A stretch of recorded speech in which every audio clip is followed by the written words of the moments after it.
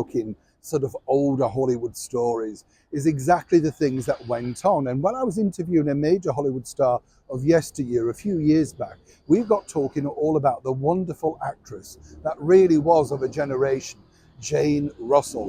Oh goodness, what Jane Russell, you know, what a woman, don't you think? And of course, not just beautiful and talented, but also very savvy too. Now, I don't know if you know Jane Russell's story, but of course, really, she came to prominence all thanks to this particular poster and movie, The Outlaw. That's right, The Outlaw by Howard Hughes. It's banned for many years because apparently it was, well, absolutely way too racy when it was released in the 40s. But you see, Howard Hughes knew a thing or two about marketing. In fact, it wasn't just movie he was very clever at, but what he did like was marketing people, and in particular, Jane Russell. But one time, he went a little bit too far, and even to this day, nobody knows what happened to this particular endeavor. As ever, let me explain. Hi, good morning. How are you? Nice to see you. As ever, thank you so much for joining me. Listen, lovely comments, by the way, on our recent Dark Secrets of Hollywood and Oliver, Laurence Olivier, Ron Moody. Do check out that video if you like this sort of content. You know, people often have a go and say, you know, you do nothing but royals. We do provide other content. It just depends if you want to click on. You get the picture. I can't force your finger on the button, but, you know, I do like to present a varied, you know, sort of palette of I hope, interesting topics just for you, exclusively and free. Back as ever, though, to this particular story, as I say, Howard Hughes was a very clever man. Met many people who you know, knew him, who'd worked for him, that sort of stuff. And, you know, the sort of image that they paint of him in the media isn't necessarily the true image. Way back in the middle 50s, Jane Russell, fresh from the success of Gentlemen Prefer Blondes with Marilyn Monroe, well, Howard Hughes had another idea. Now, this was because he wanted to make sure that she remained the #1 sex symbol, brunette, at least, and she wasn't too adverse to this particular idea. You see, 3D had come in. Remember 3D? I'm too young, of course, but I read and saw all about this. You sat in the cinema, didn't you, with these glasses that made things pop out the screen. Well, what better things to pop out the screen than, of course, the dynamic, the beautiful Jane Russell. So they started work on a movie called The French Line. Now, The French Line wasn't really exactly sort of a great epic. Even Jane herself said to me that it wasn't necessarily her favourite film. But what she did like were the costumes. Now, when she got the costumes, as you can see, they were very sort of, shall we say, revealing for that particular era.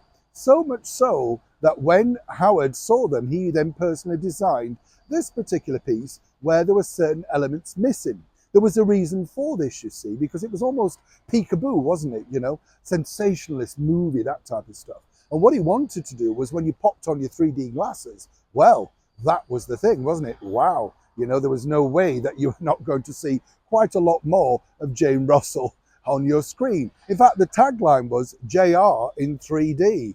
That was the deal. Now, what was interesting also about Howard Hughes was he went ahead, and even though he was told by the, you know, the censors they wouldn't get it through, he pushed ahead and made a version in 3D.